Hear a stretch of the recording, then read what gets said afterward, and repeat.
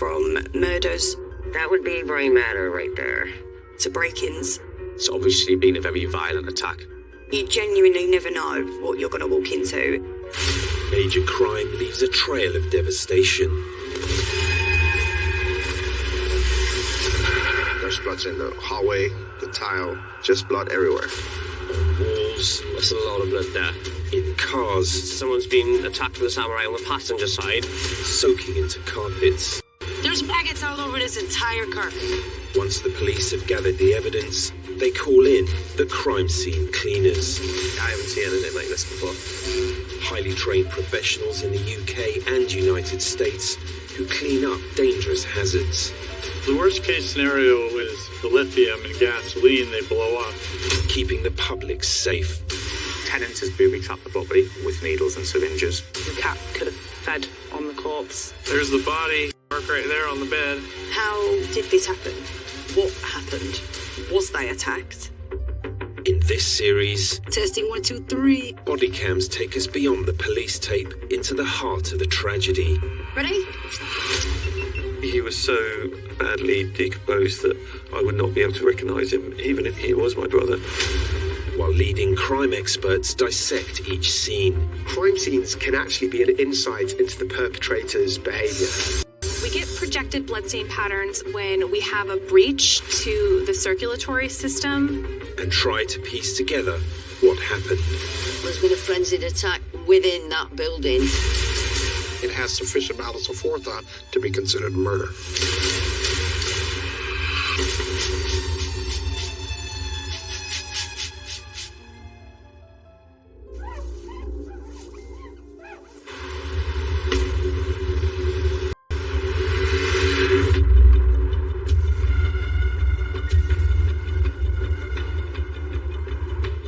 Crime scene cleaning is more than just physical labour.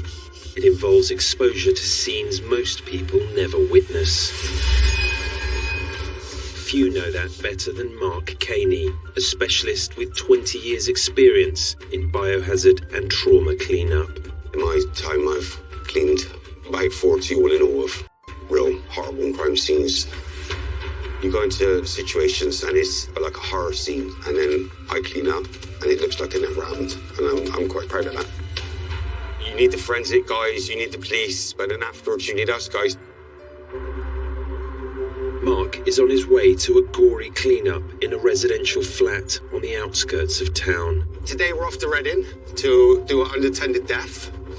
They believe the gentleman's been in there for about a year, so smells is going to be a problem. Police are investigating at the moment, working out if there's anything untoward.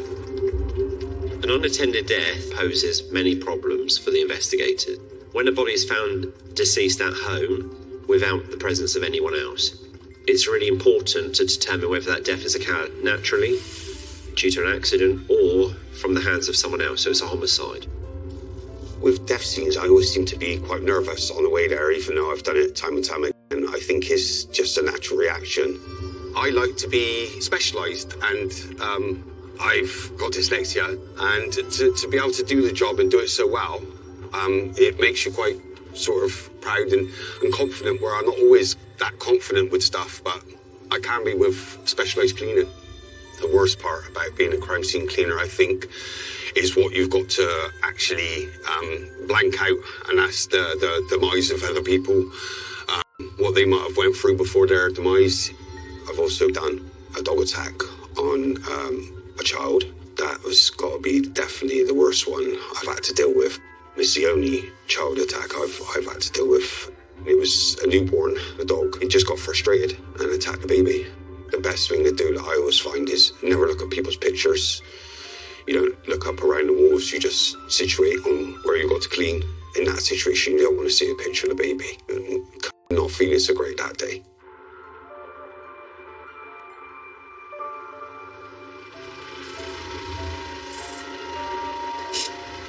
Today, Mark will be working with fellow crime scene cleaner Ben Bridges. First heard about the job last night. I've never faced a body decomposing for a year. There's already a company out there that's already refused to do the job. And now we've turned up, and I'm now thinking, oh God, what am I literally going to be faced with upstairs? The victim's brother, Kevin, hands over the keys to the property. He's still trying to make sense of what's happened. I called Rob's name but didn't hear anything, and then went upstairs and there was this terrible smell. I peered open the door to the main room and saw his hands, which were skeletal and grey-black. And at that point, I suddenly realised that I was looking at a dead hand and was shocked and bolted back downstairs. With the police investigation into the death potentially taking months, the scene is handed to the cleaners. First, they must assess the scale of the job ahead. If your heart goes a little bit, and if you aren't getting sweaty palms, I don't think it'd be normal. Right, entrance. You've got to go into every crime scene with an open mind. It can be natural causes all the way up to a murder.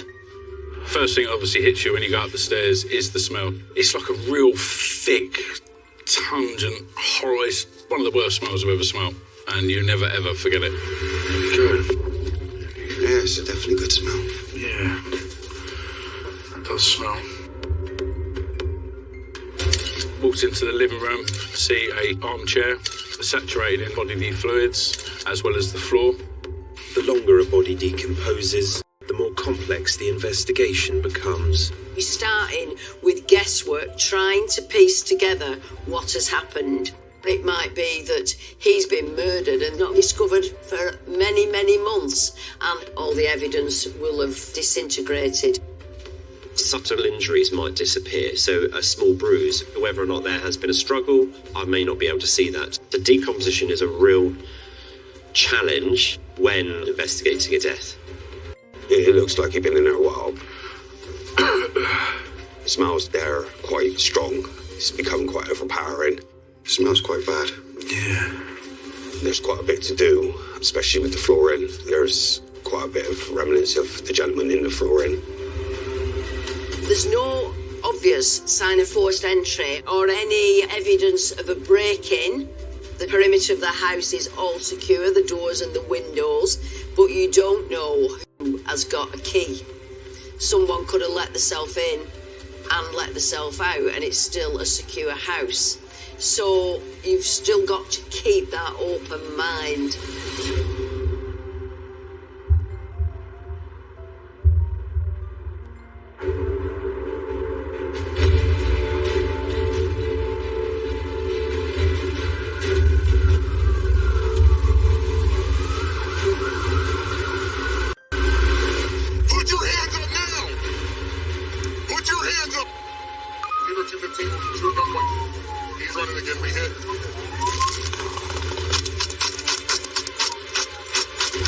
Gun violence in the US is out of control. There are more guns than people, and nearly 50,000 lives lost every year. Shot fired from deep inside the house. There are hundreds of mass shootings every day. We still have tens of thousands of homicides every decade.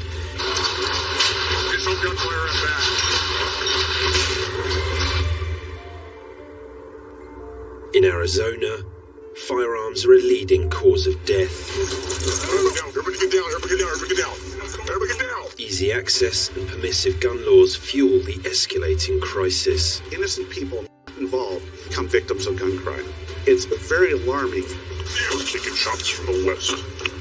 Gun violence is a very, very significant problem in America. Your hands up! You really can just be sitting, minding your own business, and be shot. Your life can end just at any moment. On duty for Tact 48 is 34-year-old crime scene cleaner Taylor Stevens. Ready? Today, she's joined by her 18-year-old niece, Shyla Davis. Now we are going to a shooting in the park. This is my very first job that I have had. I've been doing it for like 3 to 4 months. Are you sure how bad it was? No, we won't know until we get there. This is my first shooting. We don't know how bad the situation is, but there could be a lot of blood. Taylor and Shyla are heading to the scene of a violent attack in the heart of a college town, where a gunman opened fire in a crowded park just steps from Arizona State University. Unfortunately, shootings in the crowd in the United States is all too common. The shooter is on the run, and the police are urgently investigating. You nervous? Kind of. Don't be nervous. Responsibility. 3 people have been shot. It's a tough assignment for Shyla. She's new into the market of working, and I decided to try to bring her along and teach her the ropes. Well, police is still on the scene. They usually are. Usually they're on scene, and then with this being a shooting, I'm probably going to ask them could they stay just to be on the safe side, because I don't want anybody, retaliating or coming back to the scene. Right. It's just 15 hours since the attack. The cleaners must sanitize the site, while a police manhunt is underway. Typically, investigations involving shootings are going to be at the top of the priority list. Not only is this a heinous and violent crime, but also suspects still being on the loose could pose a threat to others in the community. All right, are you ready? Yep. Taylor and Shyla arrive to a police presence, marking the gravity of the unfolding shooting investigation. This appears to be in a wide open area. We would be looking around to see if there's any witnesses. As people return, it could be possible that these people may be involved in the incident and may be hostile. Want to keep your hoodie on? You might get high. In the back of their van, the cleaners have access to specialist tools and equipment. It's important to do this inside because we don't want bystanders, random, people outside to get scared, intimidated. They don't know what we're doing, so we tend to just keep it in here to be more discreet, as discreet as possible. Okay. At least. Okay. Now suited in protective clothing, Looks like there's a trail over here. Somebody was probably running off. Taylor approaches the scene to assess what they're dealing with.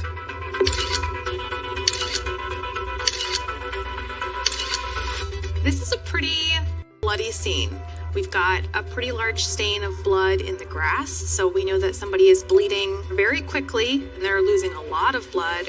There's also lots of indication of movement, so we've got bloody shoe prints. So there's a lot of moving parts to this case. The gunman, now on the run, fired 10 rounds into a crowd at close range. 3 people were shot. 2 of them are fighting for their lives. We don't know if this person walked up on the group with the intent to do either a single person or the whole group in harm. But if the victim dies at the hospital, it becomes a homicide. If they're willing to shoot into a group of people, if they're willing to kill somebody, they're going to be willing to do whatever is necessary to get away.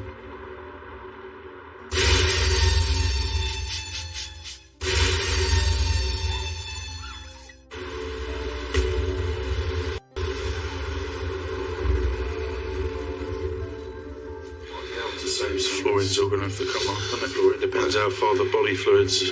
Yeah, I was going to say the will fluid. have travelled right up. You can sort of take apart, can't you? Yeah.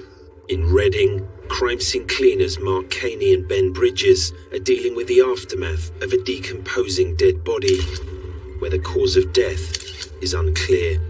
So do you have the plan B? Plan B, get as much as that in bags. Yeah, bags. I can cut it up. Yeah. He'd been there for 12 months, so the chair itself is going to have to be took apart, which is going to be fun because of what's on it. And it's just the floor in here, this section here. Yeah. Followed by a deep clean. The actual florins needs to be taken out. Once I start using the machinery, it will probably amplify the actual smell, which is not going to be fun because it's already quite overpowering. Yeah, this is going to be a very tricky job. When decomposition occurs, the gases start pushing fluids out to the nose and the mouth, and that can contaminate the area around. Okay. Let's go and get suited. You've got to check for everything. It could look total natural causes, but it could end up being murder. There seems to be a distance between the pool of fluid that's on the floor to where the chair is, so the chair must have been moved. It's important for me to understand who's moved that chair. With questions around what had happened, the police launched an investigation. Initially, they wanted me to identify the body, but they actually realised that he was so badly decomposed that I would not be able to recognise him. I think I was in shock. It was like a scene from a horror movie, except it was reality. For him to walk in on the scene to see his brother not just dead, but in this state of decomposition, it must have been horrific and really traumatic. The coroner's office told me that it was going to an autopsy because they couldn't make a diagnosis of cause of death. It's still open, and at this stage, we don't know. With suspicion mounting, police need to work out a timeline.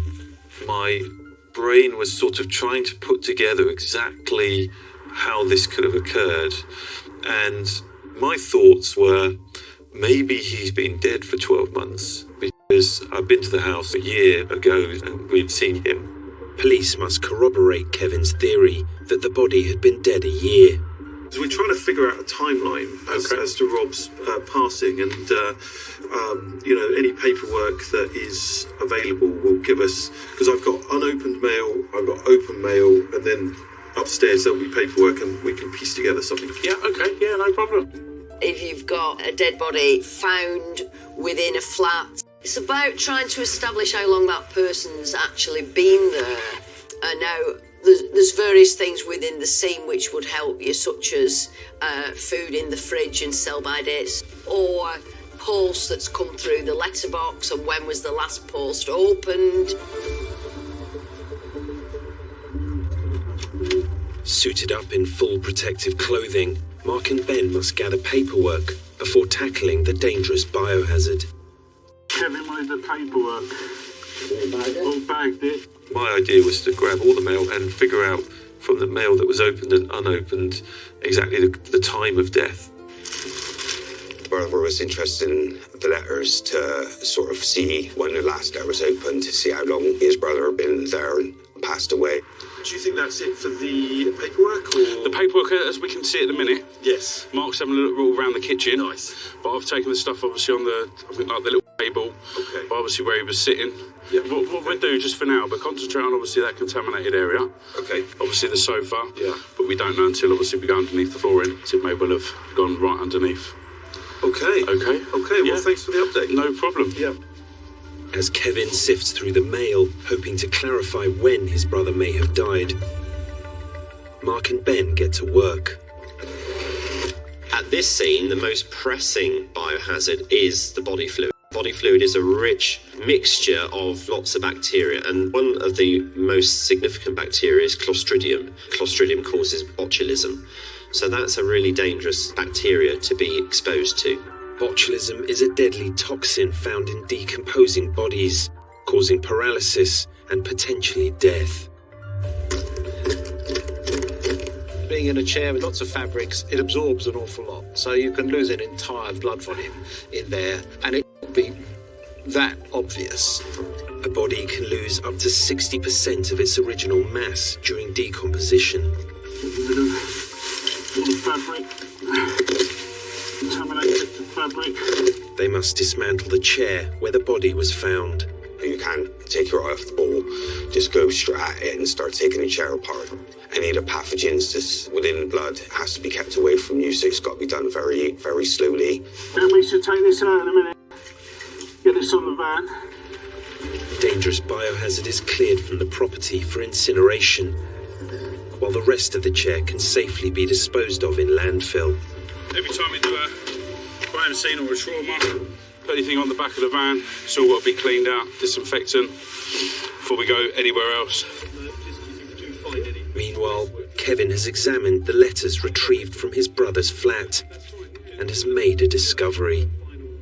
Bizarrely, there were some unopened letters which were as recent as August 2024. Now, of course, he was discovered late October 2024, but his body was in such a state of decomposition that he may have died many months ago. There is, in my mind, some question as to why there were documents that were opened when he may have been dead before then. Open mail found within the house could indicate that someone's been in after he's died, or have they broke in and done something to this man in a robbery, a burglary? Of course, it could be that the timeline of events is wrong. It's like a jigsaw with a lot of pieces missing, and you're trying to find those missing pieces.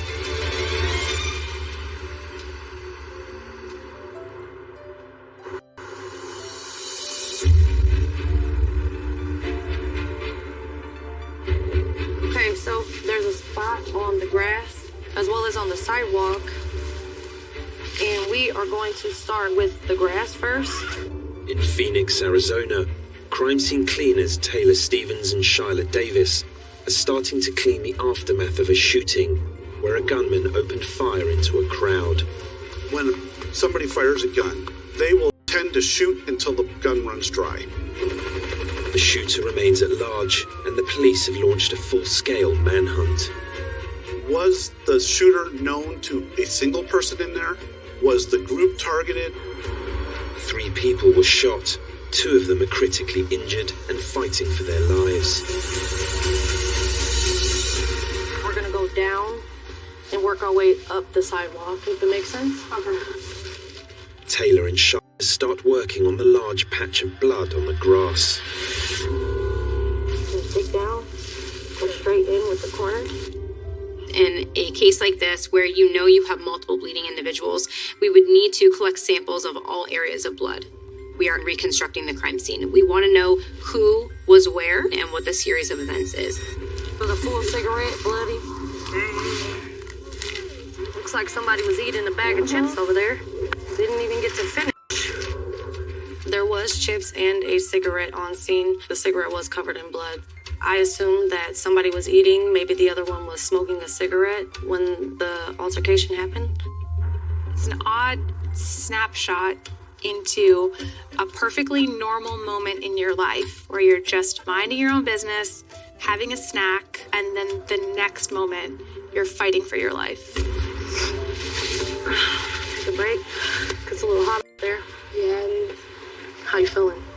I think it's good. I feel like it would be worse if the people were actually there. Yeah. Yeah. I wonder what happened. Yeah. What do you think happened? They probably survived. I don't know.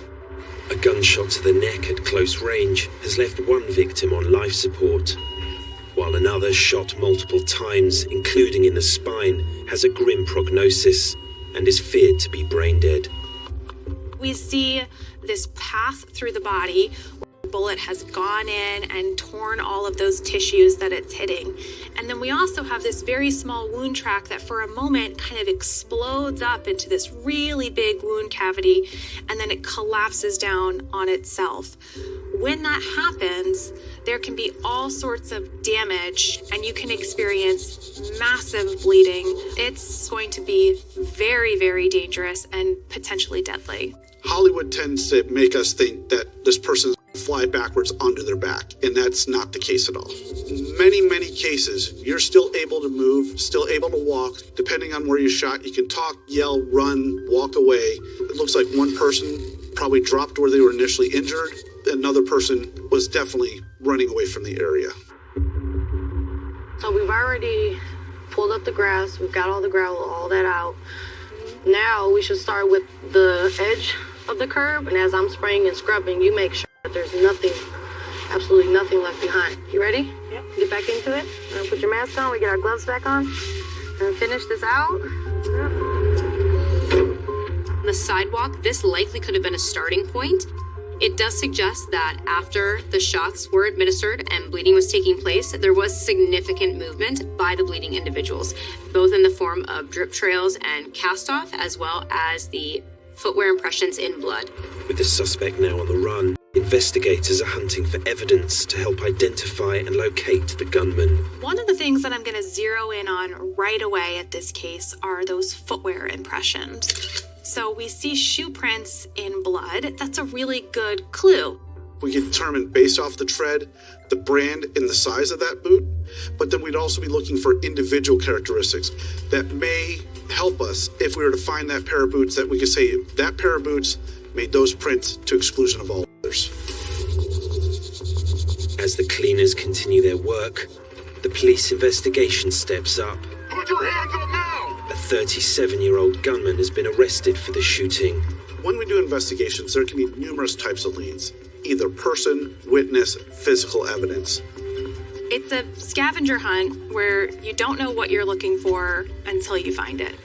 Officers are now compiling a case to link him to the attack. When we get a suspect in custody, that is not the end of the case. We still have a considerable amount of follow-up to do.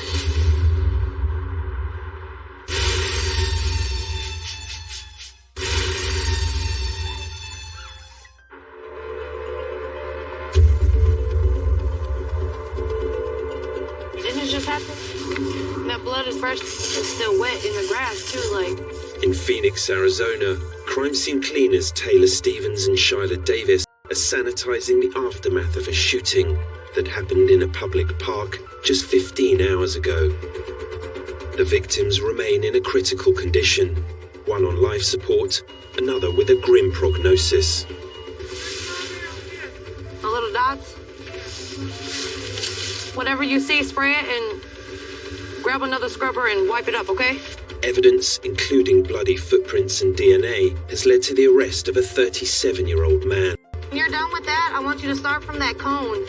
And I want you to look out of every inch from that square down to where I am and make sure there's no little drops, okay?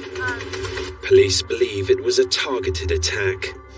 Stranger-on-stranger crime, especially gun crimes, is not very common. The vast majority are people that are known to each other. Anytime we have a suspect that is known to victims, there typically is a reason why. So that could relate to tensions for personal reasons, it could be over money or drugs. The A is more so to get off the dirt and grime.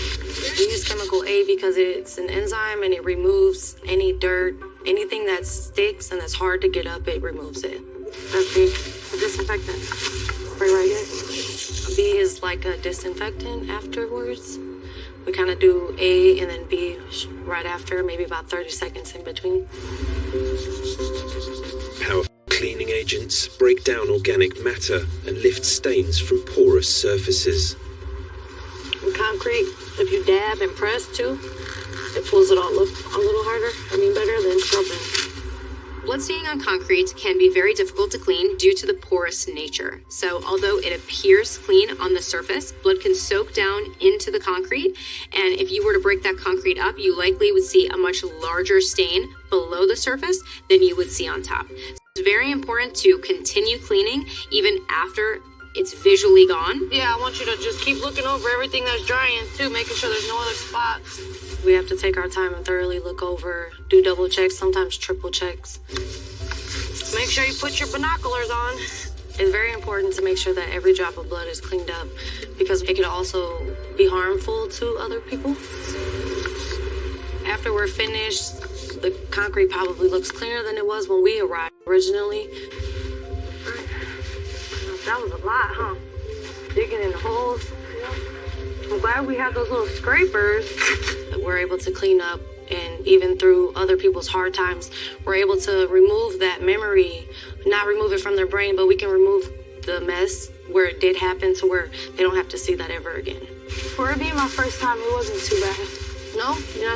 Didn't make you nervous? Nah, and most of the time I think this stuff is pretty gross, but I don't mind having my hands dirty because I have gloves on. So you think you can do this? Yeah. Yeah? On your own, though, if I'm not here to help you and walk you through it? Yeah, once I start getting the hang of it, yeah. I think you got it. I think you can do it.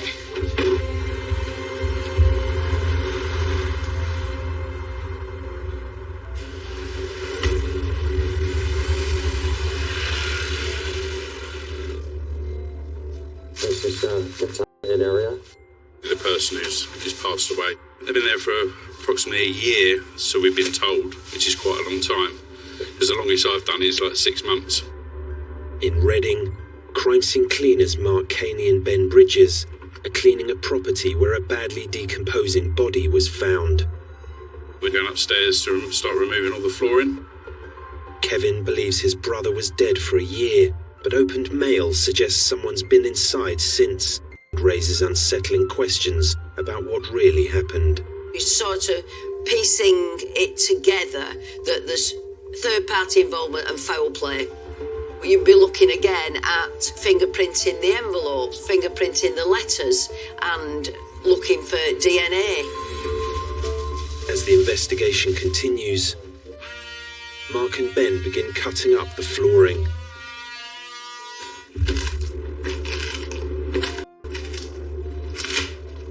There seems to be a disparity that this body could have been decomposing for up to 12 months versus what the brother has discovered. So obviously that's thrown a bit of a spanner in the works.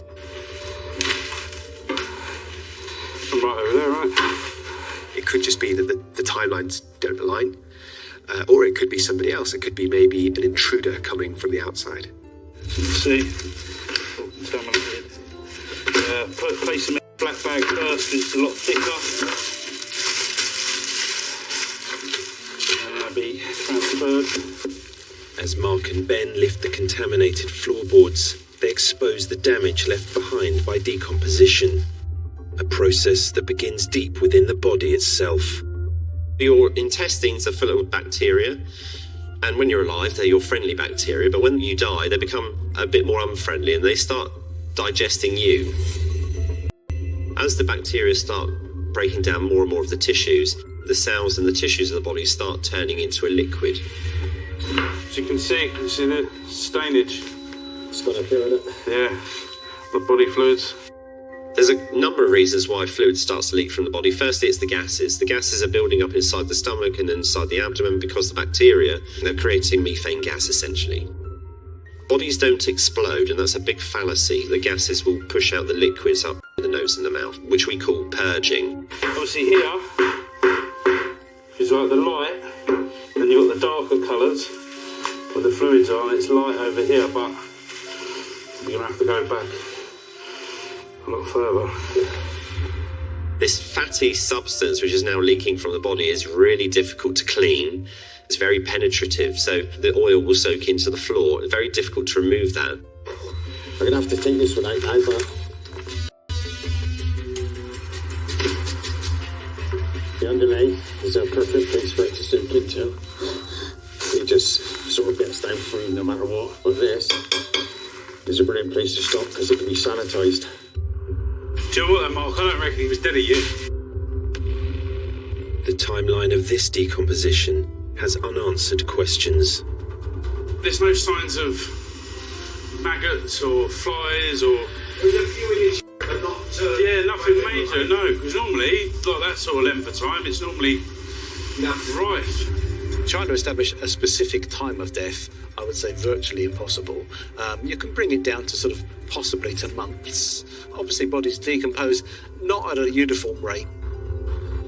The scene itself does not indicate that that person has been lying there for up to a year deceased. It would suggest he's been there for weeks, maybe a month.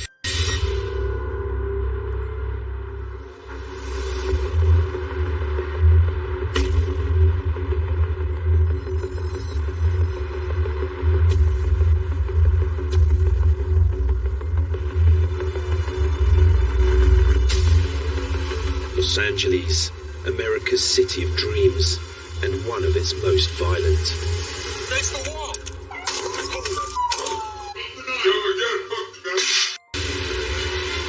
Downtown LA, the heart of the city, where homicide and violence are widespread.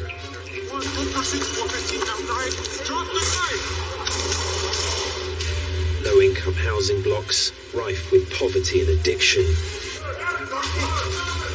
Starkly contrast with the glitz of Hollywood. Danger is constant and death is never far away.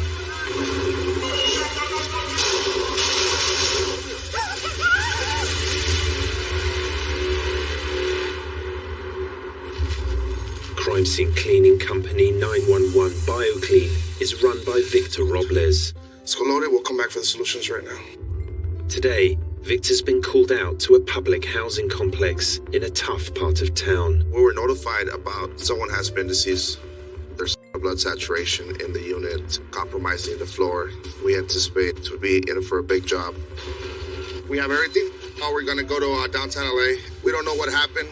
We could Could have been a crime. PD will determine that. Downtown LA, there's a lot of buildings that low-income individuals that live in these units. A lot of crazy stuff happens in these buildings. There's a lot of crime, a lot of people under the influence of drugs, alcohol. So it's very typical to do cleanups here and for them to be crime scenes. All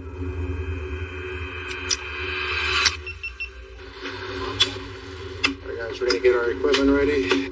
For this job, Victor's using his most experienced cleaners. The guys are Mexican-American, Latinos, very hardworking men. We're all family, somehow, some way, we're all related. With no real knowledge of what they're going to face in this apartment, the cleaners haul all their equipment up to the 5th floor. When you first determine that somebody's dead, it should always be a suspicious death first. And let's collect all the evidence that we can to figure out one way or another. We are going to be wondering how this individual died and what was the overall state of this individual prior to the death. They're also going to be looking for some of the obvious components such as forced entry, if anyone else lives there, as well as when is the last time someone had heard from this individual. Right now we're covering up the floors to avoid cross-contamination. Each floor has probably about 100 units, so there's people walking back and forth through there, so we had to close those areas. We created a safe zone, which a containment of a plastic barrier. It's a cramped, low-rent studio in a sprawling block. Victor and his team cordon off the area and suit up in full protective equipment before stepping inside.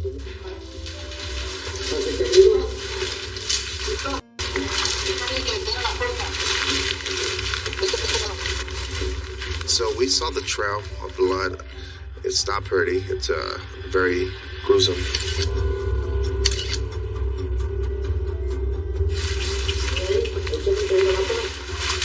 The flat's threshold is heavily contaminated. It's definitely a lot of blood, feces, a lot of saturation. With the amount of blood that we're seeing on the ground, I want to try to figure out what injured this person. Is there a knife somewhere?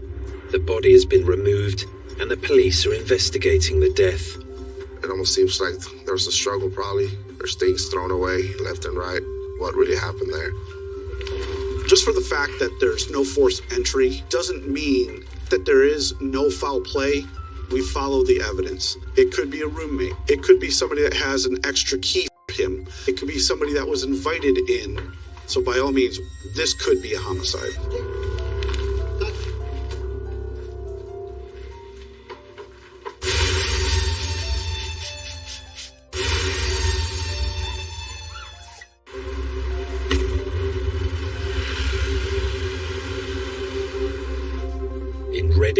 Mark and Ben are carrying out a detailed clean-up following the discovery of a decomposed body. That's why we need to do a full decontamination, full deep clean of this whole living space. We're going to do that throughout the whole property. With the biohazards cleared, they turn their attention to sanitising the rest of the property. Final stages will be to go over it with a fine-tooth comb. If you feel that maybe you could have done better, go again. The flooring has to be very well cleaned. The whole area has to be mopped. Any of the sides, kitchen, clean areas, and fog this place before we leave. But they're beginning to doubt initial reports that the body lay undiscovered for 12 months. You don't reckon that guy was dead for a year? No way. Well, I don't think so. Because normally, obviously, after just a couple of weeks, there's normally a load of flies. Yeah. No matter what the ventilation's like. The lack of insect activity points to a shorter decomposition time. Determining when someone actually did die is very, very difficult, because decomposition itself is not a stepwise process. Environmental factors can significantly influence decomposition rates. In this scene, you can see that the flat is quite sunny, so the sun is coming in. That will warm the flat up, and that will cause the body to decompose quicker than, say, in the middle of winter when it's extremely cold. If somebody told me that was a year, I would have some doubt.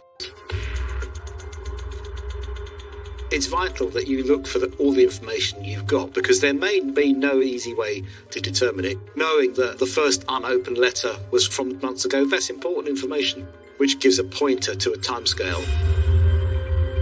As well as physical evidence, investigators consider personal circumstances. It is suspected that this victim has been lying there for months, which to me suggests that he was clearly quite socially isolated, probably quite withdrawn. It's actually quite sad to think that he's had possibly no human contact for such a long period of time.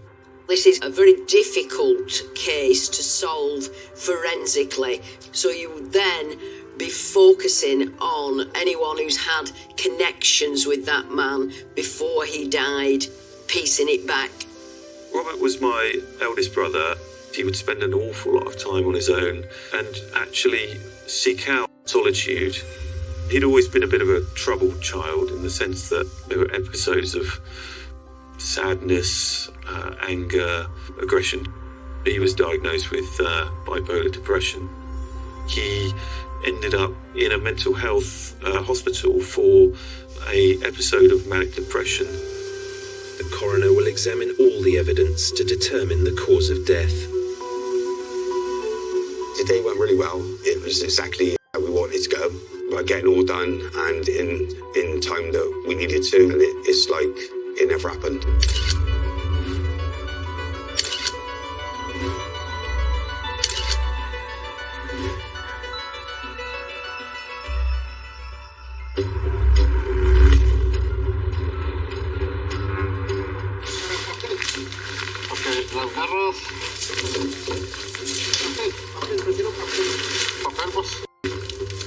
In a dangerous part of downtown LA, Victor Robles and the 911 BioClean team are clearing the remains of a body from a cramped studio flat.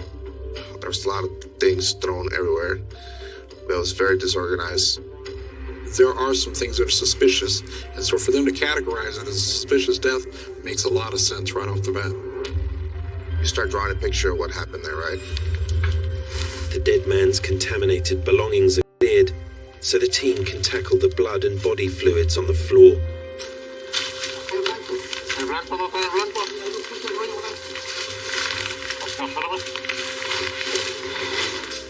So they're very tight spaces. When you have 4 guys wearing hazmat suits, and it makes things a little bit more complex and more challenging. This body was found near the front door. It could be due to the individual trying to get help, or someone could have opened the door and forced their way in. We use atomic degreaser that helps us dissolve it and break the blood apart. After an hour of mopping up surface fluids, Victor needs to take this clean to the next level. We gotta remove the flooring. Blood saturation has seeped underneath the baseboard and possibly underneath the flooring. We're in for a big job. But ripping flooring in a confined space in full PPE is hard physical work.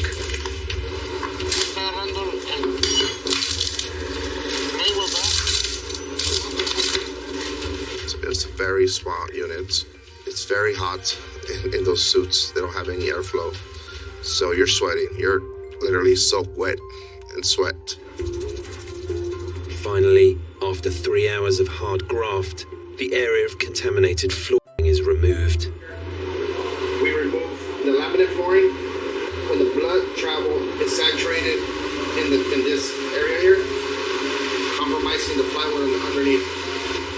We tested those areas, and there is no more biohazards, no more pathogens, anything that we should be concerned about.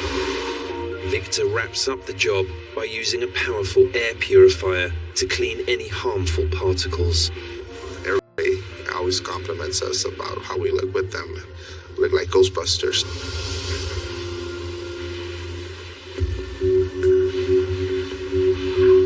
It was a project that was very meticulous, given the limited space.